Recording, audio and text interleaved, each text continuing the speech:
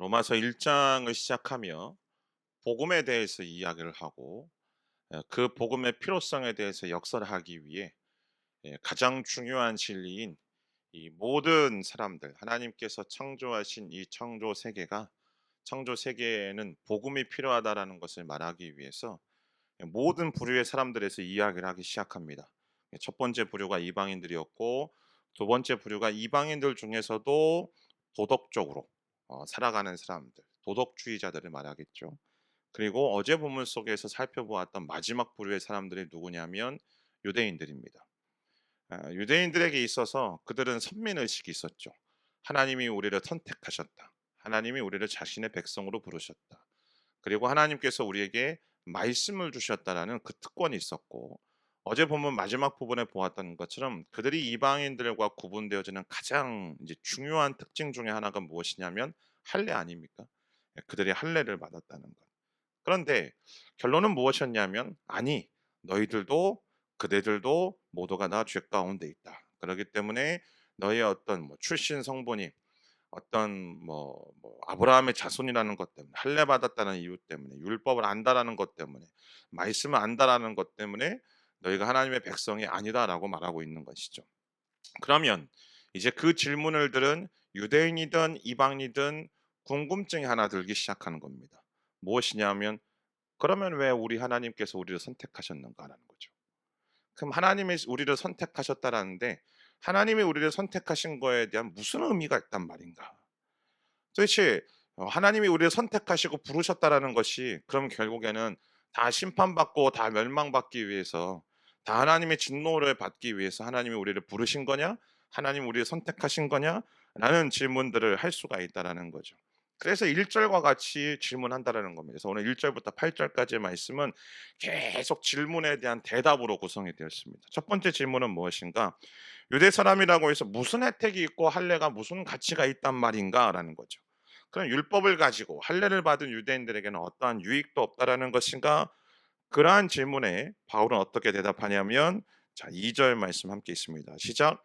여러모로 많습니다. 첫째는 그들이 하나님의 말씀을 맡았다라는 것입니다. 바울은 모든 면에서 다 유익하대요. 근데 그 중에서도 첫째라는 것은 우선적으로 가장 중요한 유익은 무엇인가? 그대들에게 말씀이 주어졌다라는 것입니다. 오늘 2절 말씀의 말씀은요. 사실은 조금 더 정확하게 번역하자면 하나님의 약속이라는 뜻입니다. 그러니까 루기오라는 말을 사용하는데 약속이라는 말인데 여러분 하나님은 어떤 분이신가? 이제 바울이 계속 진술하겠지만 하나님이 한번 약속하신 것은 절대 돌이킴이 없고 하나님이 한번 약속하신 것은 끝까지 지키신다라는 것을 말하는 것이 하나님의 약속 아닙니까? 그래서 너희들이 그대들에게 하나님의 말씀이 주어졌다. 말씀을 맡았다라는 것은 그대들에게 영원히 변하지 않는 반드시 그 약속을 성취하시는 하나님의 약속이 주어졌다라고 말하는 것입니다. 그래서 오늘 이 부분은 이제 앞으로 우리가 살펴보게 될 뒷부분의 이 9장부터 11장까지의 주제에 어떻게 보면 프롤로그라고도 할 수 있습니다. 이 9장부터 11장까지의 문제의 핵심은 뭐냐면 이거예요.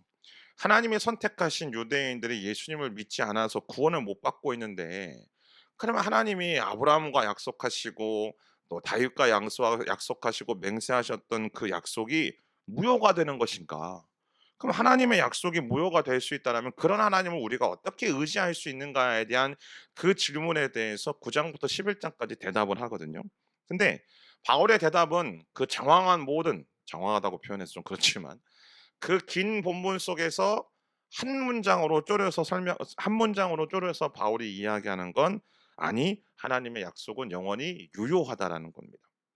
왜? 하나님은 신실하시기 때문에. 그러니까 하나님은 한 번 선택하신 것에는 후회가 없고 하나님의 부르심에는 후회가 없고 하나님의 말씀은 절대로 실패하지 않는다라는 거죠. 자, 이렇게 대답하니 3절에서 또 다른 사람들이 이렇게 질문합니다.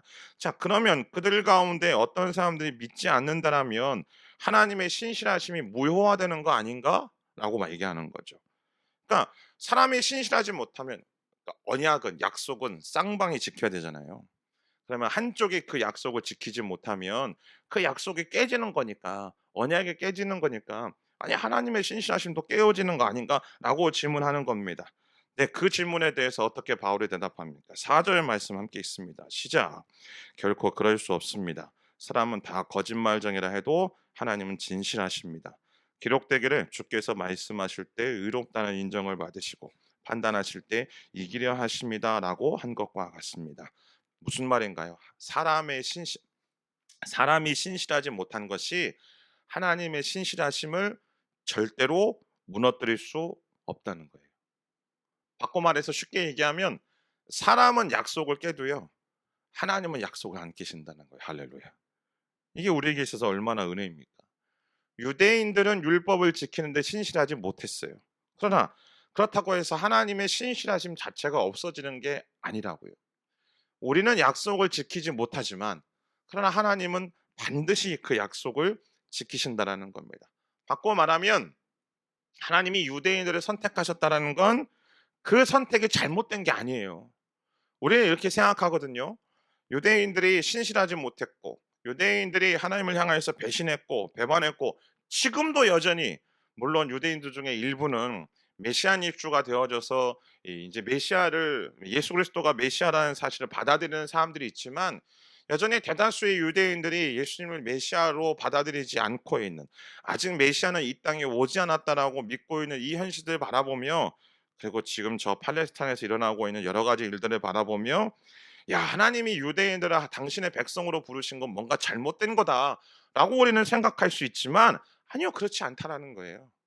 하나님의 선택하심은 결코 잘못된 것이 아닙니다. 왜냐하면 하나님의 신실하심은 계속되기 때문에.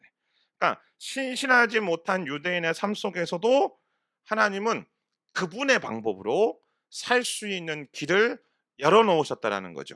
그 길이 무엇입니까? 바로 로마서 1장 16절 17절에서 이야기하고 있는 복음 아닙니까? 예수 그리스도 그분을 통하여서 살 수 있는 길, 구원의 길을 열어 놓으신 거죠. 이를 증명하기 위해서 4절 하반부에서 기록되기를 하면서 인용하고 있는 말씀이 시편 51편의 이야기입니다. 시편 51편의 표제가 무엇이냐면 죄송합니다. 다윗이 밧세바를 범하고 난 이후에 하나님 앞에 철저하게 회개하면서 기도하는 내용이 시편 51편 아닙니까? 근데 여러분 보십시오. 하나님이 다윗을 선택했어요. 이세의 그 수많은 아들들이 있었잖아요. 그 다윗이 그 현장에 있지도 않았다고요. 근데 하나님이 그 모든 아들들은 준수하고 잘생기고 정말 이 탁월한 정도로 탁월한 어떤 외적인 어떤 능력이 있을 것만 같은 이세 나머지 아들들을 선택하신 게 아니고 저기 부모에게도 이게 따돌림 당하고 형들에게도 따돌림 당해서 세상에 그 막내 아들이 가장 험하고 험한 그 양치기 일을 하고 있는 그 다윗을 데려다가 그 다윗에게 기름 붓고 그를 이스라엘의 왕으로 그리고 그와 언약을 세우시지 않습니까? 그러나 그런 언약을 세우셨음에도 불구하고 다윗은 하나님의 율법을 어겼습니다. 가장 강력한 율법 10계명을 어긴 거죠. 그러면 하나님의 선택하심, 하나님의 신실하심이 깨어지는 겁니까? 아니요, 그렇지 않다는 거예요. 다윗은 신실하지 못해도 하나님의 신실하심을 무너뜨리지 못한다는 겁니다. 시편 51편의 다윗의 회개는 우리에게 무엇을 보여주는가? 하나님이 다윗을 향하여서 너 잘못했다라고 말했던 그 하나님의 선포가 옳았다라는 것을 보여주는 것뿐이에요. 여러분, 저와 여러분이 날마다 하나님 앞에 나아가 회개하고 그분의 보혈로 의지하면서 주님 앞에 나아가는 건 우리가 무엇을 고백하는 것과 똑같은가? 하나님은 옳으십니다라는 것을 고백하는 것과 똑같은 거예요. 하나님의 판단과 하나님의 말씀이 절대적으로 옳기 때문에 사람은 신실하지 못해도 하나님은 당신이 하신 모든 약속과 또 모든 언약을 반드시 성취하신다라는 것입니다. 유대인들은 불순종했습니다. 그러나 하나님의 약속은 여전히 이루어지고 있습니다. 그리고 분명한 건 성경 곳곳에서 이야기하고 있는 내가 이 백성을 반드시 구원하겠다라는 그 약속을 하나님 반드시 지킬 거라고 저는 믿습니다. 예. 마찬가지로 여러분 우리도 흔들리잖아요. 자주 흔들리죠. 정도의 차이만 있을 뿐. 어떤 분들은 갈대와 같이 흔들리는 분들이 있고 어떤 분들은 좀 그보다는 약간 단단한 나무지만 여전히 우리는 흔들리지 않습니까? 왜 저만 흔들릴 거라는 표정으로 저를 바라보고 계십니까? 우린 다 흔들려요. 네. 아마 모르긴 몰라도 제가 제일 많이 흔들릴지도 몰라요. 하루를 마감하고 집으로 돌아가서 잠자리에 들기 전에 잠깐 묵상하면 하여튼 후회로 가득합니다. '내가 도대체 왜 그때 그렇게 생각했을까? 그렇게 행동했을까? 그렇게 판단했을까? 그렇게 결정했을까?' 아주 속된 말로 정말 지긋지긋합니다. '아 왜 이런 내 모습, 이렇게 흔들리는 내 모습을 참 하나님이 기뻐하실까?' 막 그런 생각들 많이 하죠. 근데 인제 사무엘서를 인제 내일부터 함께 같이 나누겠지만 말씀을 읽어가면 읽어갈수록 그래도 소망이 있는 건 뭐냐면 '야 나는 흔들리지만 나는 그렇게 갈대처럼 흔들리지만 하나님은 결코 흔들리시지 않는구나. 할렐루야.' 그게 우리에게 있어서 가장 놀라운 은혜라는 거예요. 그러니까 우리의 불신실함이 우리의 불성실함이 하나님의 약속과 하나님의 신실함을 절대로 깨뜨릴 수가 없다라는 사실입니다. 오히려 우리는 우리의 실패와 우리의 죄악에서 누구를 더 바라보는가? 하나님을 더 바라보는 거예요. 다윗이 시편 51 편에서 그 험악하고 그 흉악한 죄 가운데서 하나님을 더 주목하였던 것처럼 우리는 우리의 실패로 인하여 하나님이 나를 포기하셨다라고 생각하는 게 아니라 '아 나는 거짓되고 나는 흔들리고 나는 연약하지만 하나님은 참되시고 하나님은 신실하시고 하나님은 나를 붙들어 주시고 하나님은 나와 함께 하신다.' 우리는 그 약속을 붙들고 오늘도 주님 앞에 나아가는 줄 믿습니다.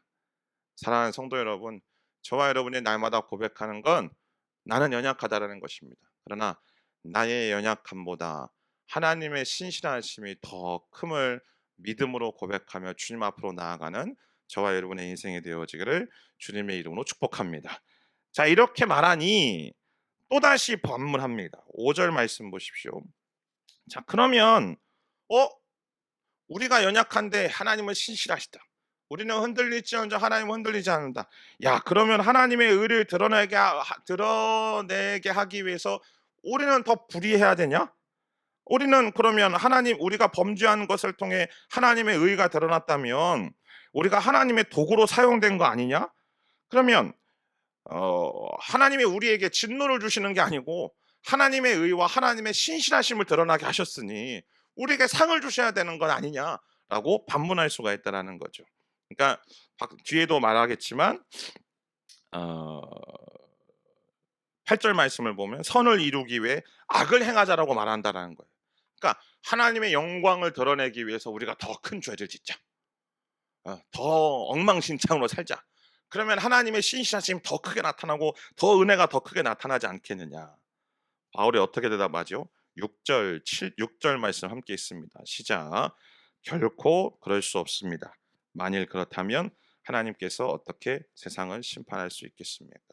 우리가 이미 살펴보았죠. 이 말의 핵심적인 내용은 아니 사람은요 자신이 한 일에 대해서 반드시 책임을 져야 된다는 거예요. 자신의 행위에 대해서 반드시 심판을 받아야 된다는 것이죠. 우리는 이렇게 생각합니다. 예수를 믿으며 어차피 하나님은 용서하시는 분이니까 사랑이 많으시는 분이니까 야 나를 사랑하시니 이 정도쯤은 괜찮겠지. 이 정도쯤은 이번 한 번은 하나님이 그냥 지나가실 수 있겠지. 결과가 좋으니까 사역의 열매가 잔뜩 맺어지니까 그 열매가 맺어지는 모든 과정 속에 내가 하는 모든 행동들과 내가 하는 모든 생각들은 다 괜찮다라고 여기는 그 합리화를 가지고 살아가는 것이죠. 그러니까 과정은 문제없다라고 여기고 모든 어떤 결정과 모든 선택 속에서 우리는 이 정도는 괜찮지 않냐. 아니 세상에 말할 때 그건 죄가 아니고 그건 도덕적으로 법적으로 문제가 없는데 왜 아니 이 정도는 괜찮아라고 생각하는 거예요. 근데 여러분 이런 모든 생각은 죄를 합리화하라고 부추기고 있는 사단의 속삭임일 뿐입니다. 하나님은 결코 죄를 가볍게 여기지 않으십니다. 오히려 십자가에서 하나님의 아들이 우리의 죄 때문에 죽으셨잖아요.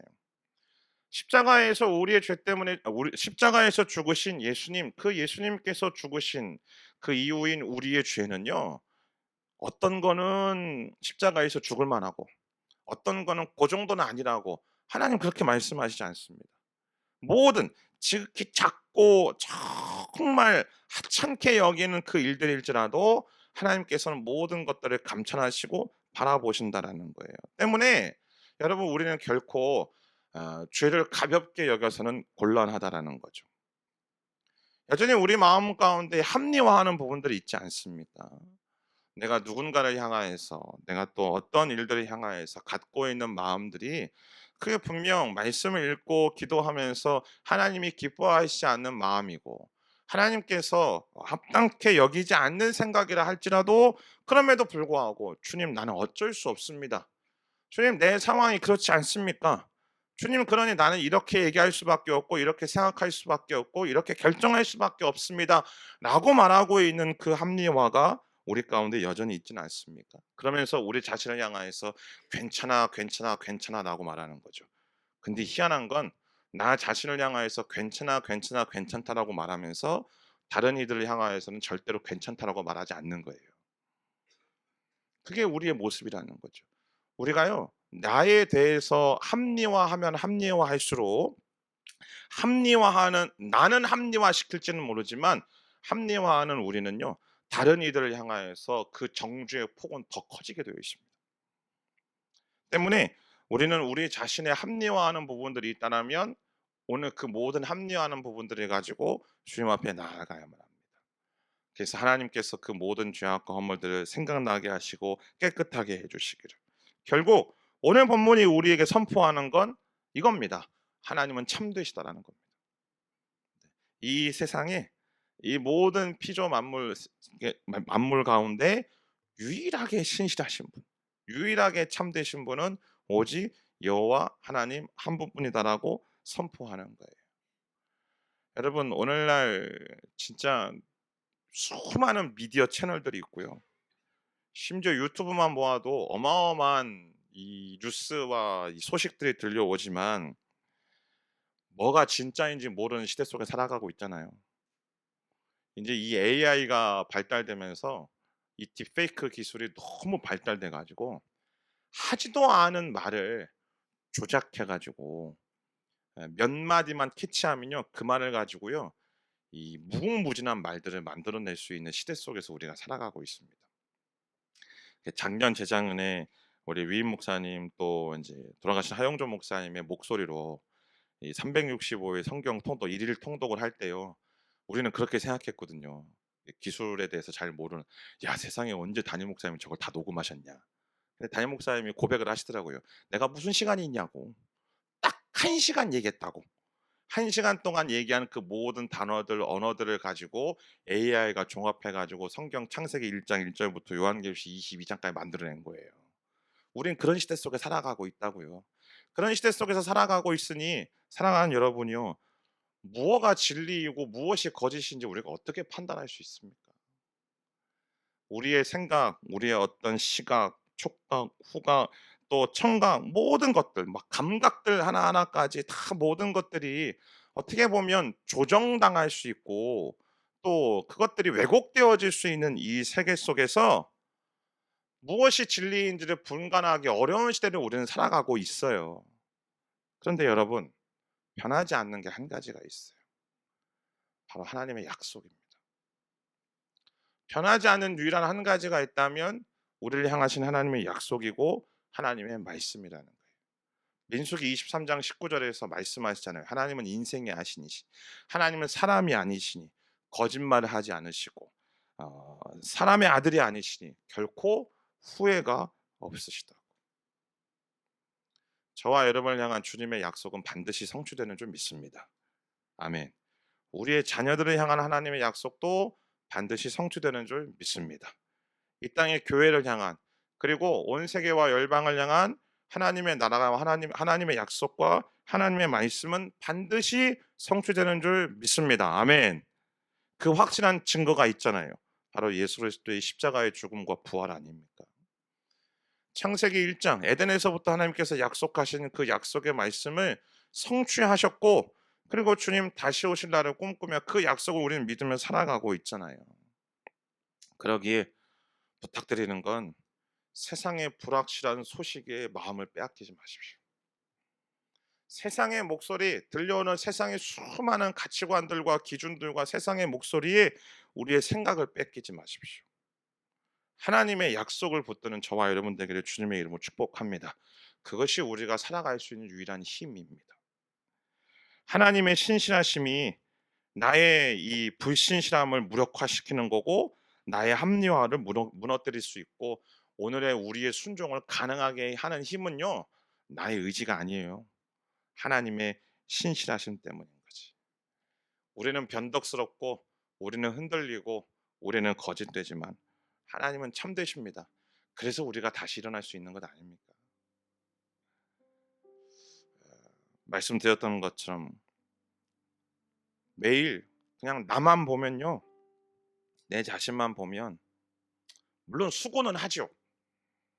아마 여기 계신 모든 분들 다 수고하며 살아가지 않습니까? 각자의 삶 속에서. 근데 수고는 하는데 하나님의 시각에서 바라보면 부족한 것 천지죠. 뭐 아까 좀 제가 격하게 표현했지만 때로는 정말 지긋지긋하더라고요. 대체 왜 나는 이 정도밖에 안 되는가? 왜 이런 모습인가? 그런데 그럼에도 불구하고 우리가 또 하루를 살아갈 수 있는 힘은요, 나 때문이 아니더라고요. 내가 가지고 있는 의지와 내 능력이나 내 열심이 아니고, 그럼에도 불구하고 여전히 나를 향하여, 야, 내가 너를 여전히 사랑한다. 내가 여전히 너와 함께한다. 나는 너를 향한 나의 계획은 절대로 놓치지 않고 포기하지 않는다. 라고 말씀하시는 신실하신 하나님 때문에, 그 하나님 때문에 오늘도 우리는 우리의 연약함들과 흔들릴 거를 뻔히 알면서도, 그러면서도 우리는 최선을 다해서 살아갈 수 있는 것 아닙니까? 주님의 이름을 축복합니다. 이 신실하신 하나님을 붙들고, 그 하나님의 약속을 붙들고, 결코 세상과 타협하며 합리화하며 살아가는 인생이 아니라 철저하게 나 자신에 대해서 정직하게 믿음으로 반응하며 주와 함께 동행하며 나아가는 주님의 사람들로 살아가는 우리의 인생이 되어지기를 주님의 이름으로 축복합니다. 기도하겠습니다.